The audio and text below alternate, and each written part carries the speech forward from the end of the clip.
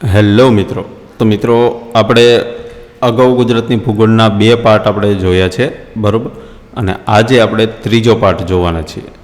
જો અગાઉના 2 પાર્ટ ન જોયા હોય તો ડિસ્ક્રિપ્શનમાં લિંક આપેલી છે બંને વિડીયોની, ત્યાં ક્લિક કરીને તમે જોઈ શકો છો. અને એ પહેલાં મિત્રો આપણે એક સવારે બિગ અનાઉન્સમેન્ટ કરેલું છે, જે છે આપણને મંથલી કરંટ અફેર તમને માત્ર 15 રૂપિયામાં મળી જશે. પહેલાં 1000 સ્ટુડન્ટ માટે, બરાબર, 1000 વિદ્યાર્થીઓ માટે આ ઓફર જે છે તે 50% ડિસ્કાઉન્ટમાં મળે છે. અને જેના માટે કોડ અપ્લાય કરવાનો રહેશે RATH50. આ કોડ અપ્લાય કરશો એટલે તમને 30 રૂપિયાનો કોર્સ માત્ર 15 રૂપિયામાં તમે એનરોલ કરી શકશો. તો આમાં જેને જોઈન થવું હોય 6 મંથ કરંટ અફેર આવશે, બરાબર, 6 મહિનાનું કરંટ અફેર, જુલાઈથી ડિસેમ્બર 2026 સુધીનું. તો આમાં જેને ઇન્ટરેસ્ટ હોય તે જોઈન થઈ શકે છે. લિંક નીચે ડિસ્ક્રિપ્શન બોક્સમાં આપેલી છે આ કોર્સની. ચલો આપણે હવે આજનો પ્રશ્ન ચાલુ કરીએ. સૌથી પહેલો પ્રશ્ન છે, ગુજરાત રાજ્યનું પ્રમાણભૂત સમય કયા રેખાંશના આધારે નક્કી થાય છે? તો આ મિત્રો ગુજરાત રાજ્યનું પ્રમાણભૂત સમયનું આવે, બરાબર. આ ઇન્ડિયન સ્ટાન્ડર્ડ ટાઈમ આવે, ભારતનું આવશે, બરાબર. પણ અહીંયા કન્ફ્યુઝ કરવા માટે ગુજરાત રાજ્યનું છે, તો રાજ્ય સાથે કોઈને IST ઇન્ડિયન સ્ટાન્ડર્ડ ટાઈમ તો એ આવશે 82.5 પૂર્વ રેખાંશ પરથી. તો આ મિત્રો યાદ રાખજો. ત્યાર પછી બીજો પ્રશ્ન છે, ગુજરાતનો ઉત્તર દક્ષિણ વિસ્તાર આશરે કેટલા કિલોમીટર લાંબો છે? તો ઉત્તરથી આ દક્ષિણ કેટલા કિલોમીટર લાંબો છે? 590 કિલોમીટર. તો ઓપ્શન બી જવાબ આવશે. ત્યાર પછી ત્રીજો પ્રશ્ન છે, ગુજરાતનો પૂર્વ પશ્ચિમ વિસ્તાર કેટલા કિલોમીટર છે? એટલે કે આ પૂર્વથી આમ પશ્ચિમ કેટલા કિલોમીટર છે? 500 કિલોમીટર. તો અહીંયા આપણે આ 4 દિશા છે, બરાબર, ઉત્તર, દક્ષિણ, આ પૂર્વ અને આ પશ્ચિમ, આ ગુજરાતનું. તો આ જે ઉત્તરથી દક્ષિણ જે છે એ આપણે જોયું 590 કિલોમીટર, અને પૂર્વથી પશ્ચિમ કેટલું છે? 500 કિલોમીટર. તો આ યાદ રાખજો, બરાબર. આટલું આપણે ધ્યાનમાં રાખવાનું છે. ચાલો ચોથો પ્રશ્ન, ગુજરાતનું અક્ષાંશીય વિસ્તરણ કયા 2 અક્ષાંશો વચ્ચે આવેલું છે? એટલે ગુજરાત રાજ્ય કયા 2 અક્ષાંશ વચ્ચે આવેલું છે? તો 20.1 થી 24.4 ઉત્તર અક્ષાંશ ઉપર. ત્યાર પછી પાંચમો પ્રશ્ન, તો ગુજરાતનું જે રેખાંશ કયા 2 રેખાંશ વચ્ચે આવેલું છે? તો એમાં આવશે રેખાંશ આવશે 68.4 થી 74.4, ઓપ્શન બી.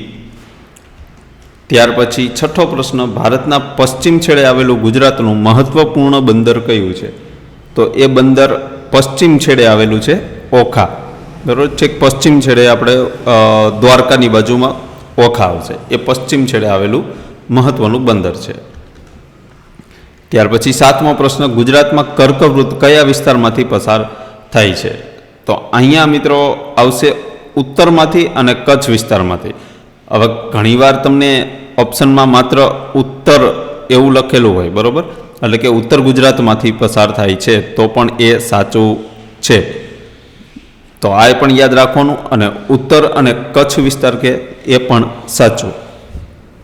ત્યાર પછી આઠમો પ્રશ્ન, કર્કવૃત ગુજરાતના આશરે કેટલા જિલ્લામાંથી પસાર થાય છે?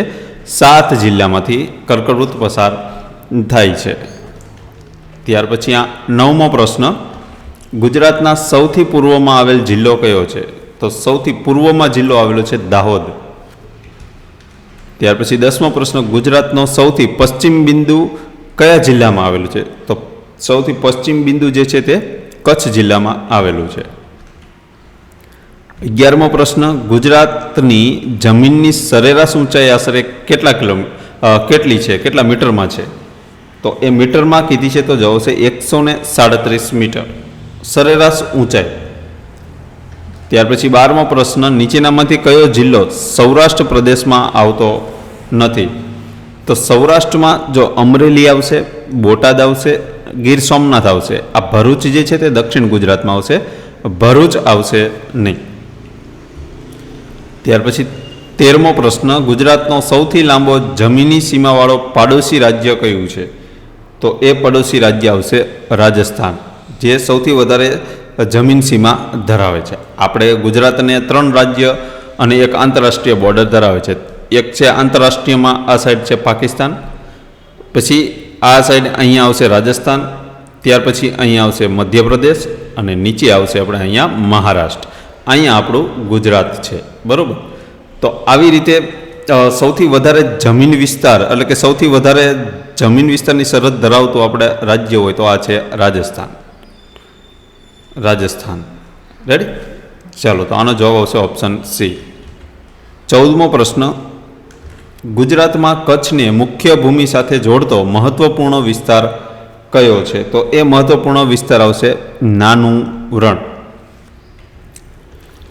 ત્યાર પછી 15મો પ્રશ્ન, ગુજરાતના કુલ વિસ્તારનો સૌથી મોટો હિસ્સો કયા ભૌગોલિક વિભાગમાં આવે છે?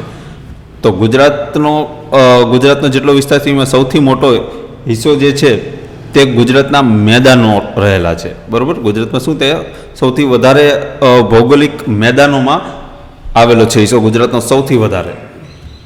ત્યાર પછી 16મો પ્રશ્ન, ગુજરાતમાં કયા વિસ્તારમાં સૌથી વધુ કાંપ જમીન જોવા મળે છે? તો કાંપવાળી જમીન સૌથી વધારે કઈ જગ્યાએ જોવા મળે છે? તો મધ્ય ગુજરાતની અંદર સૌથી વધારે કાંપવાળી જમીન જોવા મળે છે, જ્યાં તમને કાનમ પ્રદેશ પણ દેખાશે, બરાબર.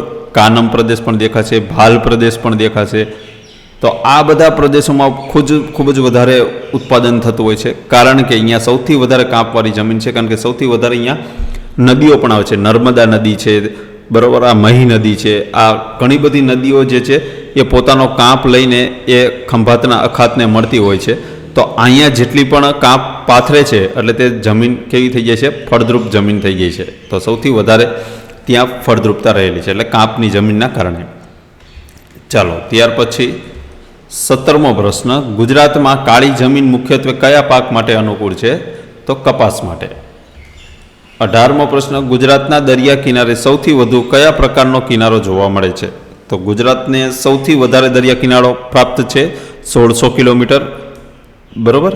તો આમાં સૌથી વધુ કયા પ્રકારનો કિનારો અહીંયા જોવા મળે છે? 1600 કિલોમીટર દરિયા કિનારો તો છે, પણ સૌથી વધારે ખાડીવાળો કિનારો વધારે જોવા મળે છે ગુજરાતમાં.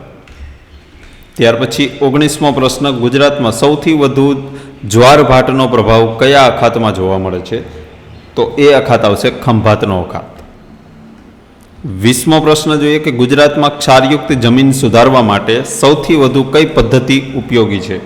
તો એ ઉપયોગી પદ્ધતિનું નામ છે જીપ્સમનો ઉપયોગ. એટલે કે ક્ષાર કાઢવા માટે તમારે આપણે ખેતર હોય ને, ખેતરની અંદર તમારે ક્ષાર લાગી ગયો હોય તો આ ક્ષાર અહીંથી કાઢવો હોય સોરી મિત્રો, તો એ ક્ષાર કાઢવા માટે તમે જીપ્સમનો ઉપયોગ કરો તો આ ક્ષાર કાઢી શકાય છે. એ સૌથી વધારે ઉપયોગી પદ્ધતિ અત્યારે ગુજરાતમાં રહેલી છે. તો જીપ્સમનો ઉપયોગ શેમાં થાય છે? ક્ષાર કાઢવા માટે.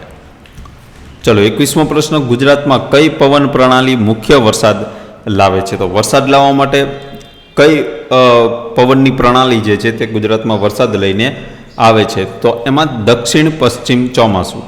હવે દક્ષિણ એટલે જો અહીંયા આપણે એને કોન્સેપ્ટ સમજીએ ને, તો આ દક્ષિણ દિશા છે અને આ પશ્ચિમ દિશા છે. તો અહીંયા મિત્રો તમે જુઓ ને, અહીંથી અહીંયા આ ગુજરાત રાજ્ય અહીંથી છે અને અહીંથી પછી મહારાષ્ટ્ર ચાલુ થશે, બરાબર. નીચે કેરળ આવશે. તો અહીંયા જે છે આ અહીંયા શું આવે છે? પશ્ચિમ ઘાટ રહેલો છે. તો સૌથી પહેલાં ચોમાસું આપણે અહીં કેરળમાં આવે, કેરળમાંથી પશ્ચિમ ઘાટેથી થઈને અહીંથી મહારાષ્ટ્રમાં આવે, મહારાષ્ટ્રમાં થઈને પછી અહીંયા દક્ષિણમાં સૌથી પહેલાં વરસાદ પડે અને ધીરે ધીરે અહીંયા પવન ફૂંકાતા જાય પશ્ચિમ તરફ, એટલે ધીરે ધીરે અહીંયા પણ વરસાદ આવે છે. પછી અહીંથી જે અખાત જે છે અહીંથી બધે વરસાદ પડે, આ દક્ષિણમાં પણ અહીંથી વરસાદ પડે, પછી અહીંથી અને કચ્છ જિલ્લો અહીંયા જે છે ને, આ કચ્છ જિલ્લામાં સૌથી ઓછો વરસાદ પડે છે. કેમ કે પવનો અહીંયા ફૂંકાઈને એ પવનો વીક પડી જાય છે અને અહીંયા રણ પ્રદેશ પણ વધારે રહેલો છે, એટલા માટે અહીંયા વરસાદનું પ્રમાણ ઓછું રહેલું છે. જ્યારે અહીં દક્ષિણમાં, અહીંયા જે દક્ષિણ ગુજરાત છે અહીંયા વરસાદનું પ્રમાણ વધારે રહેલું છે. તો દક્ષિણ પશ્ચિમ જે પવનો લઈને આવે છે તે ચોમાસું આપણે વરસાદ લઈને આવે છે. ચલો, 22મો પ્રશ્ન જોઈએ કે ગુજરાતમાં સૌથી વધુ દુષ્કાળની સંભાવના કયા વિસ્તારમાં રહે છે? તો એ વિસ્તાર આવશે મધ્ય ગુજરાત, બરાબર. મધ્ય ગુજરાત આવડે, હા ભૂલ થઈ ગઈ. મધ્ય ગુજરાતમાં તો કાંપવાળી જમીન છે, બરાબર. કચ્છ અને ઉત્તર પશ્ચિમ વિસ્તાર જે છે એ જગ્યાએ દુષ્કાળની સંભાવના વધારે રહેલી છે. કેમ? તો કે આપણે જોયું ને અહીંયા આ દક્ષિણથી પશ્ચિમ તરફ જે ચોમાસું આવે છે તો અહીંયા કચ્છનો વિસ્તાર જે છે ત્યાં વરસાદ ઓછો આવે છે, કારણ કે રણ અહીંયા હોય છે. તો અને આના કારણે અહીંયા દુષ્કાળની સંભાવના વધારે રહેલી છે. એ આપણે આગળના પ્રશ્નમાં આપણે જોઈને કોન્સેપ્ટ આખો. ચાલો ત્યાર પછી 23મો પ્રશ્ન, ગુજરાતમાં ભૂકંપીય દ્રષ્ટિએ સૌથી વધુ સંવેદનશીલ વિસ્તાર કયો છે? તો ઓબ્વિયસલી એપિસેન્ટર કયું છે? કચ્છ. ત્યાર પછી 24મો પ્રશ્ન, 2001નો વિનાશક ભૂકંપ ગુજરાતના કયા શહેર નજીક કેન્દ્રિત હતો?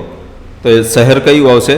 તો કચ્છ તો ખબર છે, તો ભચાઉ અને ભુજનો જે વિસ્તાર જે છે એનું કેન્દ્ર ત્યાં હતું. એને આપણે શું કહીએ છીએ? એપિસેન્ટર. એપિસેન્ટર તરીકે એ ઓળખાય છે. તો કચ્છ તો ખબર હતી કે વિનાશક ભૂકંપ સૌથી વધારે કચ્છમાં આવ્યો હતો, પણ એનું એક કેન્દ્ર જે એપિસેન્ટર હતું ને તે ભચાઉ અને ભુજ વિસ્તાર જે છે ને ત્યાં એનું એપિસેન્ટર હતું. તેથી ત્યાં વધારે તીવ્રતાવાળો ભૂકંપ આવ્યો હતો અને તેથી જાનહાનિ અને નુકસાન પણ સૌથી વધારે કચ્છમાં આ વિસ્તારમાં થયું હતું. ચાલો 25મો પ્રશ્ન, ગુજરાતના દરિયા કિનારે સૌથી વધુ કયા પ્રકારના કુદરતી જોખમની શક્યતા રહે છે? જે દરિયા કિનારો હોય ત્યાં કુદરતી જોખમ સૌથી વધારે કયું રહેલું હોય છે? તો અહીંયા શું વાવાઝોડું આવે. આપણે શું કહીએ છીએ? વાવાઝોડું. વાવાઝોડું આપણે હમણાં જ જોયું ને, કયું વાવાઝોડું જોયું? નામ આપણે 2 વાવાઝોડા આવ્યા, નામ નહીં યાદ આવે. ત્યારે તમને જો નામ યાદ આવે તો નીચે કમેન્ટ કરજો. 2 વાવાઝોડા આવ્યા. એટલે એ ચક્રવાત જે છે, કારણ કે એ દરિયામાં જ વાવાઝોડું ઉત્પન્ન થાય, એટલે ત્યાંથી જે આવે એટલે દરિયા કિનારાના જેટલા પણ શહેરો હોય, જેટલા પણ જિલ્લાઓ હોય એમને સૌથી વધારે જોખમ રહે છે. આ કુદરતી છે, આ કૃત્રિમ તો છે નહીં, કુદરતી છે. એટલે આ વાવાઝોડાની સૌથી વધારે જોખમ રહે છે. 26મો પ્રશ્ન જોઈએ કે નીચેનામાંથી કઈ નદીનું જળ સંગ્રહ ક્ષેત્ર ગુજરાતમાં સૌથી વિશાળ છે? તો જળ સંગ્રહ ક્ષેત્ર સૌથી વિશાળ કયું છે? નર્મદા. એટલે કે જળના જથ્થાની દ્રષ્ટિએ આપણે વાત કરીએ ને, જળના જથ્થાની દ્રષ્ટિએ સૌથી મોટી નદી ગુજરાતની હોય ને તો એ છે નર્મદા. અને સૌથી લાંબી નદી જે છે કિલોમીટરમાં, એમાં સાબરમતી આવશે. 321 કિલોમીટર લાંબી છે. અને આ નર્મદા જે છે જે જ્યારે ગુજરાતમાં 160 કિલોમીટર રહેલી છે, બરાબર. ગુજરાતની અંદરની વાત કરું છું, ગુજરાતમાં. તો ગુજરાતમાં 160 કિલોમીટર છે, પરંતુ અહીંયા જે પાણીનો જે જથ્થો છે એ આ સાબરમતી કરતાં વધારે છે. અરે ઇવન સાબરમતી નહીં, ગુજરાતની કોઈ પણ નદી કરતાં સૌથી વધારે પાણીનો જથ્થો નર્મદા નદી પાસે રહેલો છે. એટલા માટે આ જવાબ ઓપ્શન બી સાચો જવાબ આવશે. ચલો 27મો પ્રશ્ન, ગુજરાતની કઈ નદી અરબી સમુદ્રમાં પહોંચતા પહેલાં વિશાળ નદી મુખ બનાવે છે? તો વિશાળ નદી મુખ બનાવે છે એ કઈ છે? તો નર્મદા. કેમ? તો કે એનું જળના જથ્થાની દ્રષ્ટિએ આપણે આગળના પ્રશ્નમાં જોયું કે સૌથી વધારે અહીંયા પાણીનો ફોર્સ આવે છે, કારણ કે પાણી એટલું છે નર્મદા નદીમાં. તો એ જ્યારે અરબી સમુદ્રને મળે ને ત્યારે ત્યાં આમ ફેલાઈ જાય, કારણ કે એક આમ સાંકડા રસ્તામાંથી સીધું પાણી આવતું હોય અને સીધું જ સમુદ્રને, વિશાળ સમુદ્રને મળે એટલે સીધું જ આમ એને સમુદ્રના પાણી સાથે આમ અથડાય. તો અથડાય તો એ નદીનું પાણી પાછું રિટર્ન તો આવવાનું જ, બરાબર. આમ પાછું જ આવવાનું ને, પાણીના મોજા આમ હોય તો નદીના નો જે ફોર્સ હોય એ થોડો પાછો પડવાનો, એટલે પાછો પડે એટલે આ પાણી આમથી આમ બધે ફેલાઈ જાય. એટલે આમ મુખ બનાવે. આમ નદી આવતી હોય, બરાબર, આ નદી આવતી હોય એટલે અહીંથી પાણી આમ આવતું હોય એટલે અહીંથી અથડાય, પછી આમ બધી બાજુ ફેલાઈ જાય. એટલે આ શું છે? આ એનું મુખ છે. આ મુખ એનું મોટું બનાવે. આ કોન્સેપ્ટ આના પાછળ કામ કરતો હોય છે. ચાલો ત્યાર પછી 28મો પ્રશ્ન, ગુજરાતમાં સૌથી વધુ મોસમી નદીઓ કયા પ્રદેશમાં જોવા મળે છે? મોસમી નદીઓ એટલે કે ચોમાસું હોય તો અંદર પાણી ભરાઈ રહે, બરાબર. જ્યારે ઉનાળો આવે તો પાણી એની અંદર સુકાઈ જાય, એટલે એ મોસમી નદીઓ કહેવાય. કે વરસાદ જો આવતો હોય તો તે નદી ભરાઈ જતી હોય છે. તો આવી જે મોસમી નદીઓ છે ને એવી કચ્છમાં જોવા મળે છે, કારણ કે કચ્છમાં ટોટલ કેટલી ખબર છે? 97 નદીઓ આવેલી છે, છતાં પણ ત્યાં પાણીનો દુષ્કાળ રહે છે. એટલે કે પાણીની તંગી રહે છે. દુષ્કાળ તો ન કહી શકાય, પણ તંગી રહેલી હોય છે. 97 નદીઓ છે કચ્છની અંદર, પરંતુ એની અંદર શું થાય? એ મોસમી છે. મોટા ભાગની બધી નદીઓ કેવી છે? મોસમી છે. કારણ કે વરસાદ આવે તો અહીંયા પાણી હોય, જેવો વરસાદ પતી જાય એટલે પાણી બધું રણ જે છે એ જમીન ચૂસી લે પાણી, એટલે ત્યાં નદી થઈ જાય ખાલી. એટલે વરસાદની ઋતુ હોય ત્યારે ત્યાં પાણી રહે છે, એટલા માટે તેને મોસમી નદીઓ કહે છે. ત્યાર પછી 29મો પ્રશ્ન, નીચેનામાંથી કઈ નદી અરવલ્લી પર્વતમાળામાંથી ઉદ્ભવે છે? તો અરવલ્લી પર્વતમાળામાંથી ઉદ્ભવે છે આપણી સાબરમતી નદી, બરાબર. સાબરમતી નદીનું ઉદ્ભવ સ્થાન ઢેબર સરોવર છે. ઢેબર સરોવર રાજસ્થાનમાં આવેલું છે. તો આ ઢેબર સરોવર જે છે તે અરવલ્લી પર્વતમાળા, અરવલ્લીની જે પર્વતમાળા છે ત્યાં રહેલું છે. તો પર્વતમાળામાંથી આ નદી સીધી રાજસ્થાનમાંથી ગુજરાતમાં પ્રવેશ કરે છે. ત્યાર પછી 30મો પ્રશ્ન જોઈએ કે ગુજરાતમાં નદીઓનો પ્રવાહ સામાન્ય રીતે કઈ દિશામાં જાય છે? તો સામાન્ય રીતે જે પૂર્વ દિશામાંથી પશ્ચિમ દિશામાં જાય છે. હવે એનું કારણ તમે સમજો. જો અહીંયા હું તમને કોન્સેપ્ટ સમજાવું કે આ ગુજરાત જે છે, આ મિત્રો નકશો થોડો ઓલો થાય પણ માની લો તમે આ ગુજરાત છે એવું માની લો, બરાબર. હવે અહીંયા શું છે? આ બધો શું છે? અહીંયા આ કચ્છનો અખાત છે. અરે મિત્રો હું ફરીવાર ગુજરાતનો નકશો ફરીવાર આપણે ડ્રો કરીએ. આમ બરાબર, હાલો થોડોક સારો થયો. આ ગુજરાતનો નકશો છે, બરાબર. હવે તમે અહીંયા જો, અહીંયા શું છે? આ છે કચ્છનો અખાત અને અહીંયા છે આ ખંભાતનો અખાત, બરાબર. આ બે અખાત આપણે ગુજરાતને રહેલા છે. હવે અહીંયા આ બધો દરિયો છે, બરાબર. અને અહીંયા શું છે? અહીંથી એ દરિયો પૂરો થાય, અહીંથી આ પાકિસ્તાનની બોર્ડર છે, બરાબર. અહીંયા રાજસ્થાનની બોર્ડર, અહીંયા મધ્યપ્રદેશ અને નીચે અહીંયા મહારાષ્ટ્ર. એટલે કે અહીંથી આ નીચે મહારાષ્ટ્ર, અહીંથી અહીંયા આ મધ્યપ્રદેશ અને આ રાજસ્થાન, બરાબર. અને અહીંથી આ છે પાકિસ્તાન. આ મિત્રો અંદાજિત મેં આપણે આ તમને બોર્ડર ડ્રો કરેલી છે. હવે તમે જો આપણે પ્રશ્ન શું છે કે કઈ દિશામાં પ્રવાહ છે? તો પૂર્વથી પશ્ચિમ. તો આપણે આ કઈ દિશા છે? ઉત્તર દિશા. આ નીચે આ દક્ષિણ, આ પૂર્વ અને આ પશ્ચિમ. હવે તમે જો અહીંથી કોઈ નદી આવે પશ્ચિમમાંથી, એટલે કે દરિયામાંથી કોઈ નદી આવે તો આ તો આવે જ નહીં. એટલે સીધું જ તે તમે પશ્ચિમથી પૂર્વ તો ઓપ્શન આવશે જ નહીં. એટલે આ કોન્સેપ્ટ તમે સમજો. દરિયામાંથી તો આવવાની નથી કે નથી પાકિસ્તાનમાંથી માની લો કે કોઈ નદી આવે તો પણ અહીંયા મોટું કચ્છનું રણ છે. તો અહીંથી માની લો કોઈ નદી આવે તો સીધી અહીંયા કોઈ નદી તો આવતી જ નથી, પણ આવે તો એ કચ્છના રણમાં સમાઈ જાય. એટલે અહીંથી કોઈ પાકિસ્તાનથી તો નદી આવતી નથી, બરાબર. અમુકને આપણી અહીંથી પાકિસ્તાનમાં જાય છે, સિંધુ ને સતલજ ને એ બધી. હવે શું થાય છે કે અહીંયા રાજસ્થાનમાંથી નદી આવે છે, કઈ સાબરમતી નદી એવી રીતે આમ આવે છે. મધ્યપ્રદેશમાંથી આવે છે, મધ્યપ્રદેશમાંથી કઈ આવે છે? નર્મદા. મહારાષ્ટ્રમાંથી પણ અહીં નદી આવે છે. હવે મિત્રો આ દિશા જે થઈ કઈ દિશાથી? પૂર્વ દિશા. તો પૂર્વથી કઈ સાઈડ આવે છે? સીધી આમ તો નીચે જતી નથી, બરાબર, આમ જ આવે છે, બરાબર. તો આ કઈ દિશા તરફ? આ પૂર્વથી આમ પશ્ચિમ સાઈડ જ આવે છે. તો પૂર્વથી પશ્ચિમ સાઈડ ગુજરાતની નદીઓ આવે છે. એટલે ગુજરાતમાં જ્યારે પણ નદીનો પ્રશ્ન પૂછે કઈ દિશામાં વહન કરે છે, તો અહીંયા આપણે જો કોન્સેપ્ટ ક્લિયર કર્યો કે આપણે આ પૂર્વ દિશામાંથી બધી નદીઓ આવીને પશ્ચિમ દિશામાં જાય છે. કારણ કે બીજી કોઈ દિશામાંથી આવી શકે એવો રસ્તો જ નથી ગુજરાતમાં, બીજી કોઈ નદી. રેડી? ચાલો 31મો પ્રશ્ન જોઈએ કે નર્મદા નદીની વિશેષતા શું છે?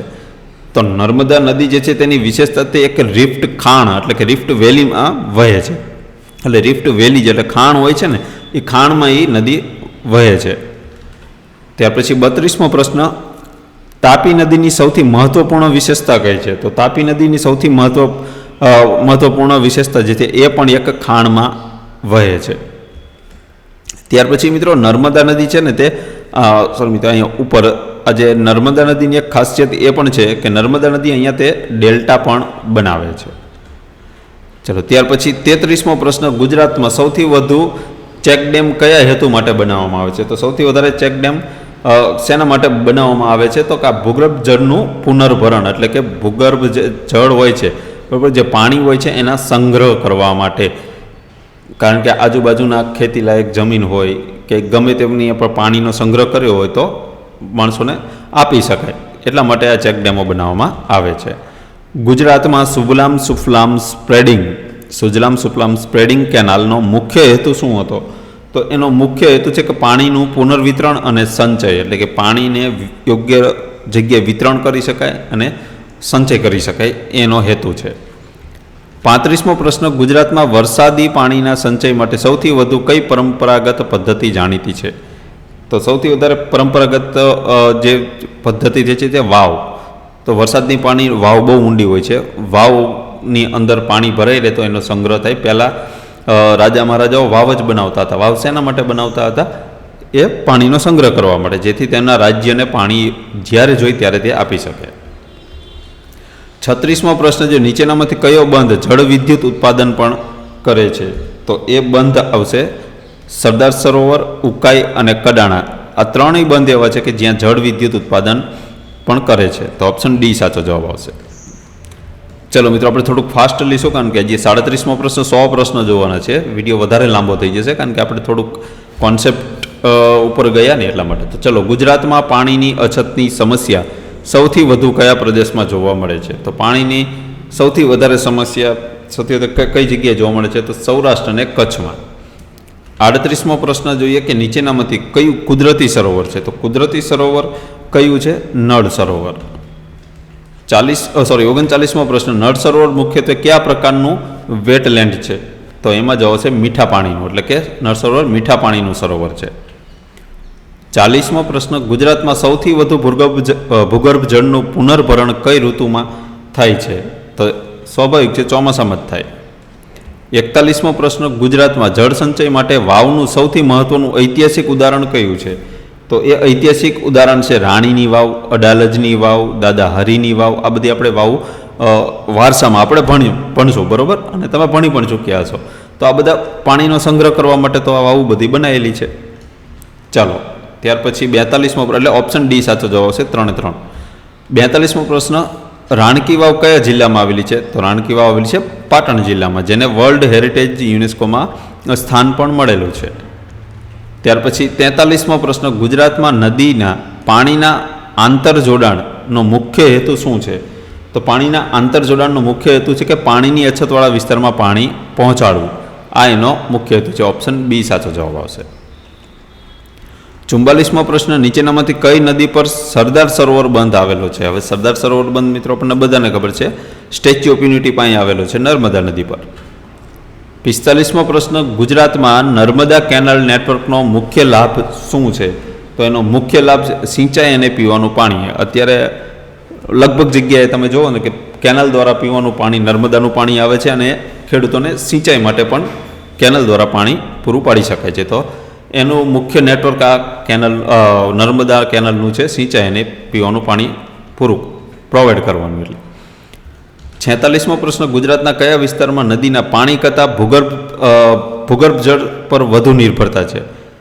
તો એ વિસ્તાર એવો કયો છે કે જ્યાં નદીનું પાણી નથી પહોંચતું, એટલે કે નર્મદા નદીની કેનાલ ના હોય, ત્યાં નથી પહોંચતું, પણ ભૂગર્ભમાંથી પાણી કાઢીને એ નિર્ભર હોય છે. એક એવો વિસ્તાર કયો છે? તો એ વિસ્તાર આવશે ઉત્તર ગુજરાત.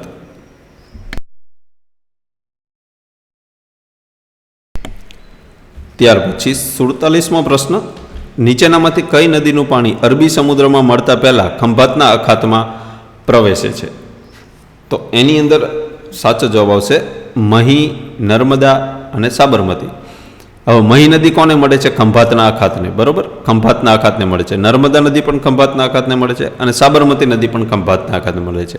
હવે ખંભાતનો અખાત પોતે અરબી સમુદ્રને મળે છે, કારણ કે ખંભાતનો અખાત એટલે ગુજરાતનો નકશો આપણે આમ જોયો ને, એ આ ખંભાતનો અખાત આમ છે, બરોબર. આ ખંભાતનો અખાત છે, આ શું છે? અખાત છે, બરોબર. આ ખંભાતનો અખાત આટલો. હવે અને આ શું છે? અરબી સમુદ્ર. આ બધું શું છે? અરબી સમુદ્ર છે. હવે અહીંથી નદી આવે એ ખંભાતના અખાતને મળે. હવે આ અખાતનું પાણી ધીરે ધીરે અહીંથી અરબી સમુદ્રમાં મળી જાય. તો પ્રશ્ન આપણને એ કીધું છે કે અરબી સમુદ્રને મળતા પહેલા ખંભાતના અખાતમાં કઈ કઈ નદીઓ પ્રવેશે છે? તો મહી નદી, નર્મદા નદી, સાબરમતી નદી. મતલબ કે જેટલી ખંભાતના અખાતને નદીઓ મળતી છે એ બધી નદીઓ અહીંયા એનો સાચો આન્સર આવશે, કોઈ પણ આપેલી હોય, કારણ કે તે ખંભાતનો અખાત ઇનડાયરેક્ટલી મળે છે તો અરબી સમુદ્રને જ ને. ચાલો, ત્યાર પછી ગુજરાતમાં સૌથી વધુ જળ સંગ્રહ ક્ષમતા ધરાવતો બહુહેતુક પ્રોજેક્ટ કયો છે? તો એ પ્રોજેક્ટનું નામ છે સરદાર સરોવર. 49મો પ્રશ્ન, નીચેનામાંથી કયો વિકલ્પ ગુજરાતની જળ સંપત્તિની મુખ્ય સમસ્યા દર્શાવે છે? તો એમાં જવાબ છે અસમાન વરસાદનું વિતરણ. કારણ કે વરસાદ ગુજરાતમાં બધી જગ્યાએ સરખો નથી પડતો. દક્ષિણ ગુજરાતમાં દક્ષિણમાં વધારે પડે છે, સૌરાષ્ટ્રમાં થોડો ઓછો પડે છે, કચ્છમાં સાવ ઓછો પડે છે. અહીંથી તમે જો પૂર્વ ઉત્તર પૂર્વમાં તમે જો ત્યાં પણ પ્રમાણમાં વરસાદ પડે છે. એટલે બધે અલગ અલગ વરસાદ પડે છે, સરખો વરસાદ તો પડતો નથી. એટલા માટે અસમાન વરસાદનું વિતરણ.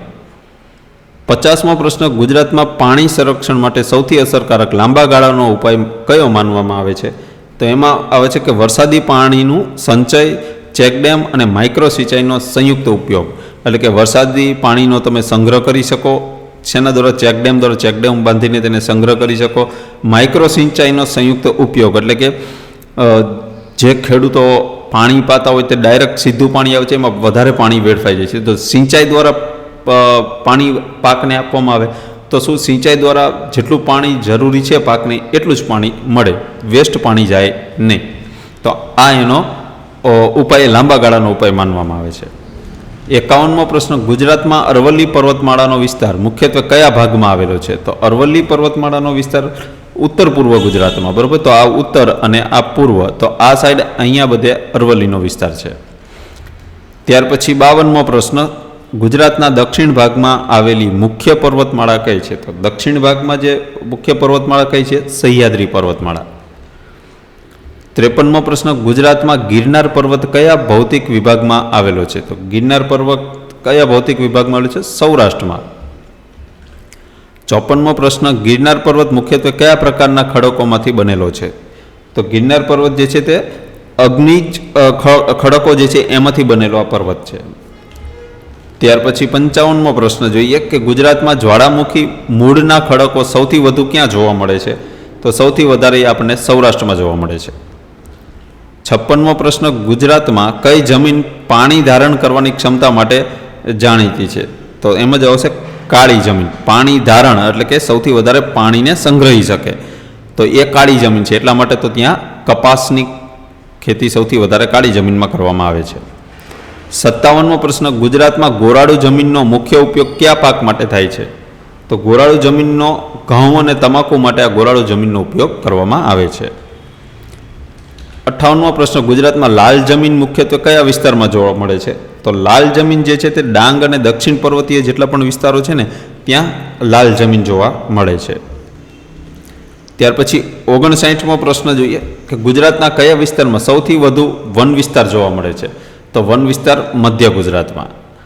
મધ્ય ગુજરાતમાં આપણે અહીંયા જોઈએ ને બધું ડાંગ નહીં, સોરી મિત્રો, અહીંયા દાહોદ જે છે, દાહોદ છે, મહીસાગર છે, અરવલ્લી છે, આ બનાસકાંઠા છે, આ બધી એ વિસ્તારોમાં શું છે, આ બધું જંગલો વધારે છે, એટલે ત્યાં મધ્ય ગુજરાતમાં સૌથી વધારે વન વિસ્તાર જોવા મળે છે. ત્યાર પછી 60મો પ્રશ્ન, ગુજરાતના જંગલોનો સૌથી મોટો ભાગ કયા પ્રકારનો છે? તો આપણને ખબર છે ગુજરાતમાં ઉષ્ણકટિબંધીય પાનખર જંગલો સૌ જોવા મળે છે. ત્યાર પછી 61મો પ્રશ્ન જોઈએ, ગુજરાતમાં મેંગ્રુવ જંગલોનો વિકાસ મુખ્યત્વે ક્યાં થાય છે? તો એ દરિયા કિનારે મેંગ્રુવ જંગલનો સૌથી વધારે વિકાસ થાય છે. ત્યાર પછી 62મો પ્રશ્ન જોઈએ કે ગુજરાતમાં મેંગ્રુવ વનસ્પતિનો મુખ્ય પર્યાવરણીય લાભ શું છે? તો એ મેંગ્રુવ જંગલોનો આપણને લાભ શું થાય? તો કે દરિયા કિનારો હોય એનું એ રક્ષણ કરે છે. ત્યાર પછી 63મો પ્રશ્ન, ગુજરાતમાં ગીર રાષ્ટ્રીય ઉદ્યાનની સ્થાપના કયા મુખ્ય હેતુથી થઈ હતી? તો તેનો હેતુ મુખ્ય હતો એશિયાટિક સિંહનું સંરક્ષણ કરવાનો. ત્યાર પછી 64મો પ્રશ્ન જોઈએ કે નળ સરોવર પક્ષી અભયારણ્યનું આંતરરાષ્ટ્રીય મહત્વ મુખ્યત્વે શા માટે છે? તો એનું મુખ્ય કામ છે રામસર વેટલેન્ડ તરીકે તેનું મુખ્ય મહત્વ રહેલું છે.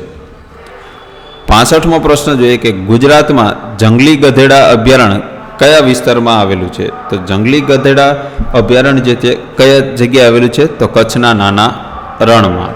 ત્યાર પછી 66મો પ્રશ્ન કે ગુજરાતમાં કઈ ખેતી વરસાદ પર સૌથી વધુ નિર્ભર છે? તો ગુજરાતમાં એવી કઈ ખેતી છે કે જે વરસાદ પર સૌથી વધારે નિર્ભર રહેલી છે? તો તેમાં જવાબ આવશે સૂકી ખેતી.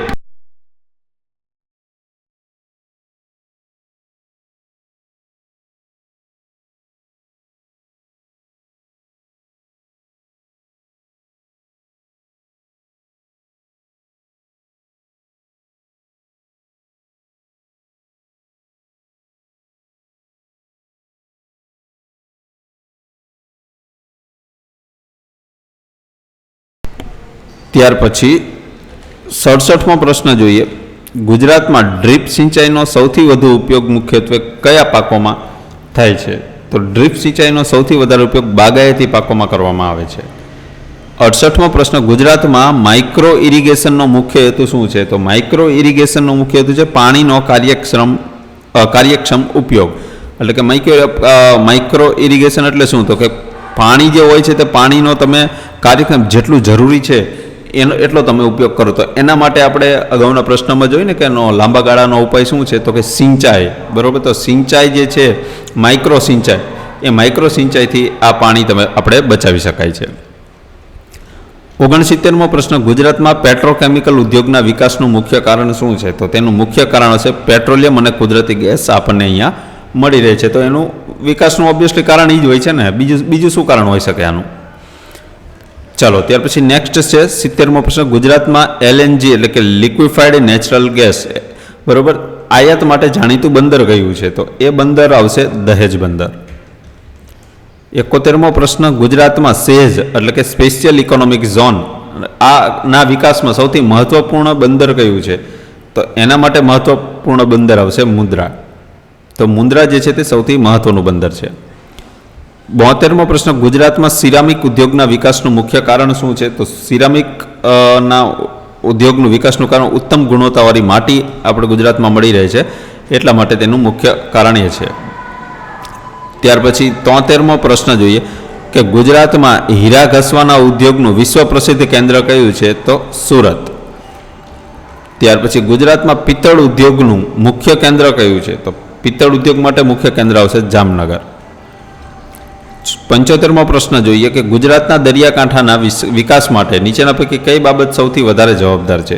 તો સૌથી વધારે કે લાંબો દરિયા કિનારો અને કુદરતી બંદરો પણ એટલા રહેલા છે. સ્વાભાવિક છે કે 1600 કિલોમીટરનો દરિયા કિનારો આપણને ગુજરાતને પ્રાપ્ત થયો છે, તો અહીંયા બંદરો પણ વધારે જોવાના, અને એમાં ખાસ કરીને કુદરતી બંદરો આપણને સૌથી વધારે છે, એટલા માટે ત્યાં આપણે દરિયાકાંઠાનો વિકાસ સૌથી વધારે જોવા મળે છે, કારણ કે દરિયાથી ઘણા બધા બિઝનેસ થઈ શકે છે, ધંધાઓ કરી શકે છે. 76મો પ્રશ્ન, ગુજરાતમાં બોક્સાઇટના સૌથી મોટા ભંડાર મુખ્યત્વે કયા વિસ્તારમાં આવેલા છે? તો સૌરાષ્ટ્રની અંદર સૌથી વધારે બોક્સાઇટ મળી આવે છે. ત્યાર પછી 77મો પ્રશ્ન જોઈએ કે ગુજરાતમાં ફેલ્સપારનું ઉત્પાદન મુખ્યત્વે કયા જિલ્લામાં થાય છે? તો ફેલ્સપારનું ઉત્પાદન સૌથી મુખ્યત્વે કચ્છ જિલ્લામાં થાય છે. ત્યાર પછી 78મો પ્રશ્ન કે ગુજરાતમાં બેન્ટોનાઇટ ખનિજનો સૌથી વધુ ઉપયોગ કયા ઉદ્યોગમાં થાય છે? તો તેમાં આવશે સિરામિક અને ડ્રિલિંગમાં. 79મો પ્રશ્ન કે ગુજરાતમાં જીપ્સમના ભંડાર મુખ્યત્વે ક્યાં આવેલા છે? તો જીપ્સમના ભંડાર કચ્છની અંદર આવેલા છે. 80મો પ્રશ્ન, ગુજરાતમાં ફ્લોરાઇટ માટે જાણીતો વિસ્તાર કયો છે? તો ફ્લોરાઇટ માટે છોટાઉદેપુરનો વિસ્તાર જાણીતો છે. 81મો પ્રશ્ન, ગુજરાતમાં કયા પ્રકારના ઉર્જા સ્ત્રોતનો વિકાસ દરિયાકાંઠે વધુ સંભવિત છે? તો તેમાં છે જ્વારીય ઉર્જા. 82મો પ્રશ્ન, ગુજરાતના પવન ઉર્જા વિકાસ માટે સૌથી અનુકૂળ પરિબળ કયું છે? તો સૌથી વધારે અનુકૂળ પરિબળ છે આપણો ગુજરાતનો સૌથી લાંબો દરિયા કિનારો. 83મો પ્રશ્ન, ગુજરાતમાં કુદરતી ગેસ આધારિત ખાતર ઉદ્યોગ માટે જાણીતું સ્થળ કયું છે? તો એના માટે જાણીતું સ્થળ છે હજીરા. 84મો પ્રશ્ન જોઈએ કે ગુજરાતમાં શિપ બિલ્ડિંગ માટે જાણીતું સ્થળ કયું છે? તો શિપ બિલ્ડિંગ માટે જાણીતું સ્થળ છે પીપાવાવ. અલંગ જે તે શિપ બ્રેકિંગ આવશે, બરોબર, શિપ બ્રેકિંગ એટલે કે શિપને ભાંગે, અને શિપ બિલ્ડિંગ એટલે શિપને બનાવે. ત્યાર પછી 85મો પ્રશ્ન જોઈએ કે ગુજરાતમાં દરિયાઈ માછીમારોનું સૌથી મોટું કેન્દ્ર કયું છે? તો એ સૌથી મોટું કેન્દ્ર આવશે વેરાવળ. ત્યાર પછી 86મો પ્રશ્ન, ગુજરાતના દરિયાકાંઠે સૌથી વધુ કયો ઉદ્યોગ વિકસ્યો છે? તો દરિયાકાંઠે સૌથી વધારે કયો ઉદ્યોગ વિકસ્યો છે? કે દરિયાઈ ખાદ્ય પ્રક્રિયા. હવે દરિયાઈ ખાદ્ય પ્રક્રિયા એટલે શું થાય? માછી ઉછેર, એટલે કે માછી ઉછેર કેન્દ્ર જે માછી ઉછેર છે એ મચ્છીનો સૌથી વધારે ઉદ્યોગ અહીંયા વિકસ્યો છે, કારણ કે સ્વાભાવિક કે દરિયામાંથી જ મચ્છી મળે. હવે ચા તો દરિયાકાંઠે થાય નહીં, કોફી પણ ન થાય, ને રેશમનો ઉદ્યોગ પણ ત્યાં ન થાય, બરાબર. તો એના માટે ઓપ્શન એ સાચો જવાબ આવશે. 87મો પ્રશ્ન, ગુજરાતમાં દરિયાકાંઠાના વિસ્તારમાં જમીનની ખારાશ વધવાનું મુખ્ય કારણ શું છે? તો હવે જમીનની ખારાશ શું લેવા વધે? કારણ કે દરિયાના પાણીની ઘૂસણખોરી, કારણ કે દરિયાનું પાણી ખારું જ હોય છે. હવે દરિયાનું પાણી આવતું રહે, કાંઠે આવતું રહે, બરાબર, રેગ્યુલર, તો સ્વાભાવિક છે ત્યાં આજુબાજુની જમીન ખારાશવાળી તો થઈ જ જવાની. ગુજરાતમાં રાષ્ટ્રીય ધોરીમાર્ગોનો સૌથી મોટો હેતુ શું છે? તો એનો સૌથી મોટો હેતુ છે ઔદ્યોગિક અને વ્યાપારની જોડાણ માટે. 89મો પ્રશ્ન, ગુજરાતનો સૌથી વ્યસ્ત આંતરરાષ્ટ્રીય વિમાન મથક કયું છે?